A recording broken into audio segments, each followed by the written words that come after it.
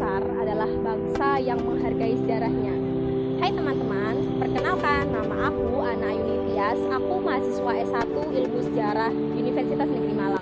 Kali ini aku mau ngevlog tentang Candi Jawi atau salah satu peninggalan budaya yang berada di kota Pasuruan, tepatnya di Pandaan. Candi Jawi merupakan salah satu peninggalan dari Kerajaan Singasari yang dibangun pada sekitar abad ke-13, yaitu pada masa pemerintahan Raja Kertanegara.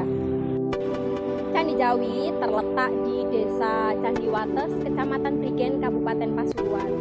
Candi Jawi ini ditemukan pada tahun 1800, lalu kemudian dibuka dua kali pada tahun 1938 dan yang kedua pada tahun 1975. Di depan Candi Jawi sendiri terletak sebuah candi yang sekarang sudah rutuh. Nah, candi ini disebut sebagai Candi Perwara. Dahulunya candi ini digunakan sebagai tempat berkumpul sebelum mengunjungi Candi Jawi, masuk ke Candi Jawi. Namun sekarang keadaannya sudah seperti ini ya. Ini belum sempat mengalami pemugaran seperti Candi Jawi, sedangkan Candi Jawi sudah mengalami pemugaran sebanyak 2 kali. Candi Jawi menempati lahan seluas 40 kali 60 meter dan di sekitarnya dikelilingi kolam yang saat ini banyak ditumbuhi oleh eceng gondok dan juga teratai. Kalau pada musim panas kemarau itu ditumbuhi teratai sampai berbunga-bunga, tapi untuk saat ini karena sedang musim penghujan, kolamnya sedang ditumbuhi oleh tanaman eceng gondok. Candi Jawi tersusun atas 2 jenis batu. Yang pertama jenis batu andesit yang biasanya digunakan di bagian bawah seperti ini. Namun di bagian atas terdapat penggunaan batu putih yang diletakkan di bagian paling atas atau bagian dalam dari candi itu sendiri.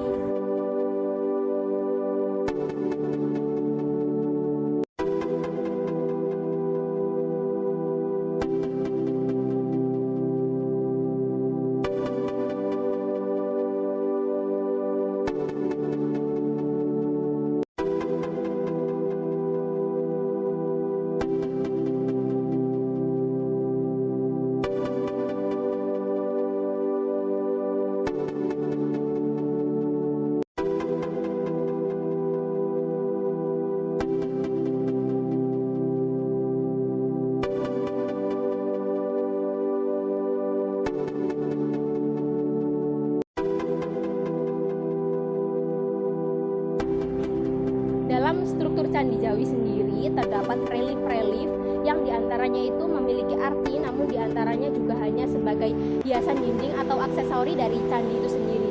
Nah, yang beberapa relief yang memiliki arti itu hingga saat ini tidak ada peneliti atau arkeolog atau sejarawan yang dapat mengartikan dari relief-relief itu sendiri. Misalnya relief-relief yang tergambar dalam sini terdapat pepohonan, terdapat bangunan juga, terdapat gambar tentang perempuan. Namun hingga saat ini tidak terdapat kisah atau buku atau kitab yang dapat menjelaskan tentang apa arti dari relief itu sendiri.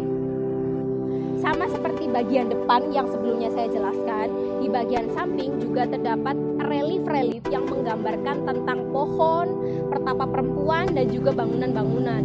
Namun hingga saat ini tidak ada yang benar-benar bisa menjelaskan makna mendalam atau maksud dari relief itu sendiri.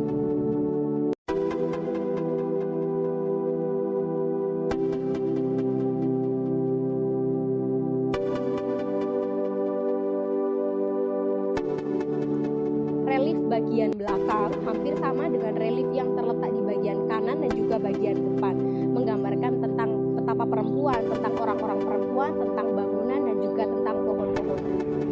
Sedangkan pada sisi kiri bangunan, relief yang ada itu sudah dapat diterjemahkan atau sudah dapat diartikan oleh para arkeolog.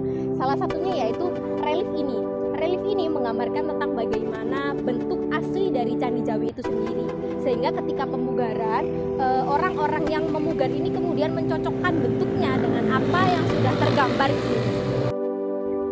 Nah, setelah dari relief candi ini, untuk kemudian yang berada di sekitar sini itu merupakan bangunan atau apa yang dulunya ada pada saat candi itu dibangun. Jadi ketika candi itu telah berdiri, apa yang sebelumnya ada itu digambarkan di sebelah utara dari relief candi itu, sehingga itu menggambarkan keadaan atau lingkungan masyarakat pada saat itu.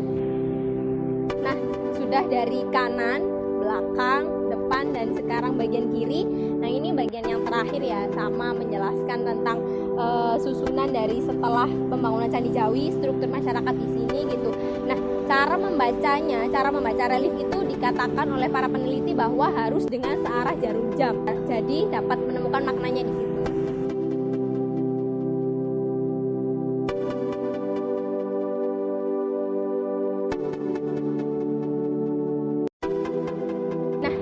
Barusan merupakan gambaran dari anak tangga untuk sampai ke tempat utama dari bangunan candi ini. Candi ini tersusun atas 19 tangga. Jadi tangga utamanya 19 untuk kita sampai di tempat di mana terdapat bagian dalam dari candi ini. Nah, susunan batu-batunya itu sendiri terdiri atas 2 ya. Jadi 1 2 1 2 1 2. Space-nya untuk naik itu kecil. Kita tidak bisa bareng berdua sama orang lain, tapi kita harus naik sendiri-sendiri karena memang batunya itu susunannya kecil-kecil begitu. Nah, sama seperti bagian yang sebelumnya saya jelaskan, di sisi kanan kiri untuk step selanjutnya juga terdapat patung hewan yang dilengkapi dengan relief-relief seperti ini ya, ukiran-ukiran seperti ini, dan juga dilengkapi dengan aksesoris. Ini sebenarnya struktur mukanya itu ada gigi seperti ini. Ini ada gigi yang digambarkan, ada hidung, dan juga dilengkapi dengan mata. Namun karena strukturnya sudah sedikit rusak, jadi kita tidak bisa melihat secara jelas begitu apa yang sebenarnya menjadi struktur asli dari wajah yang ada di bagian kanan dan kiri. Nah, untuk bagian atas tersebut bernama dengan Kalamakara. Nah, Kalamakara ini merupakan salah satu aksesoris yang juga ada di Candi Jawi. Di bagian pintu atasnya dilengkapi dengan taring napas dan juga ukiran-ukiran yang terletak di kepalanya. Untuk bagian pintu masuk itu terdapat batu gini yang tidak ada reliefnya, yang tidak ada ukirannya. Namun yang sisi kiri ini terdapat ukiran dari binatang yang juga memiliki aksesoris menggunakan kalung, memiliki struktur gigi yang dapat dilihat di sini. Nah, untuk penggunaan batu putih yang saya dijelaskan di bagian awal itu terlihat pada penggunaan batu bagian atas ini. Jadi berbeda dengan bagian bawah yang menggunakan batu andesit, bagian atasnya menggunakan jenis batu putih. Nah, sebelumnya di dalam sini terletak beberapa arca. Namun arca ini saat ini sudah dipindahkan ke beberapa museum, diantaranya Museum Trawulan dan juga museum-museum yang lainnya. Nah, di bagian dalamnya terdapat arca Yoni. Ini adalah satu-satunya yang saat ini masih tetap berada di dalam bangunan ini. Untuk sisa-sisanya sudah dipindahkan ke beberapa museum.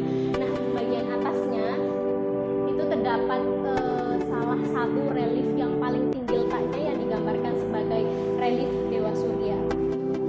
Nah, ini merupakan tempat di mana abu jenazah dari Raja Kertanegara atau raja terakhir dari Kerajaan Singosari disimpan di sini.